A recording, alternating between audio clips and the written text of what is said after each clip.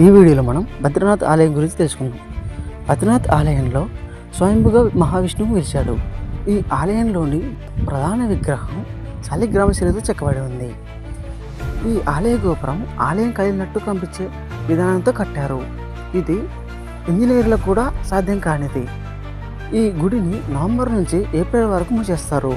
కానీ గుడి మూసేసే ముందు ఒక దీపం వెలిగిస్తారు. విచిత్రం ఏంటంటే ఆ దీపం మళ్ళీ గుడి తెరిచేంత వరకు వెలుగుతూనే ఉంటుంది.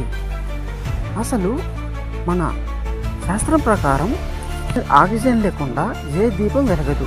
కానీ ఎలాంటి ఆక్సిజన్ లేకుండా 6 నెలలు వెలగడం అనేది ఆ శ్రీ మహావిష్ణువు దేవుడు ఉన్నాడు అనేదాన్ని ప్రత్యేకంగా చూస్తారు. ఈ గుడిలో ఒక సంఘటన జరిగింది. అది ఏంటంటే ఒకసారి గుడి మూసేసే ముందు ఒక పిల్లవాడిని గుళ్ళో మర్చిపోయి మూసేశారు. కానీ 6 నెలల తర్వాత మళ్ళీ తిరిగి చూస్తే పిల్లవాడు అక్కడే ఉన్నాడు. ఇది ఎలా సాధ్యమని అని అందరూ పిల్లవాడిని అడగగా పిల్లవాడు ప్రతిరోజు పొద్దున సాయంత్రం ఆంజనేయ స్వామి వచ్చి ఇక్కడ పూజ చేసి ప్రసాదం తనకు పెట్టేవాడని, ఆ ప్రసాదం తిని ఇలా బతికి ఉన్నానని చెప్పాడు. అందరూ ఆశ్చర్యంతో చూశారు.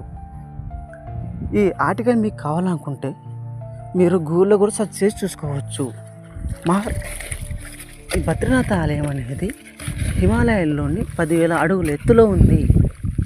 ఈ వీడియో ఎలా ఉందో కొంచెం మనం కమెంట్ చేసి చెప్పండి. ఈ వీడియోకి నేను మీకు ఇచ్చే లైక్స్ టార్గెట్ 100 మాత్రం.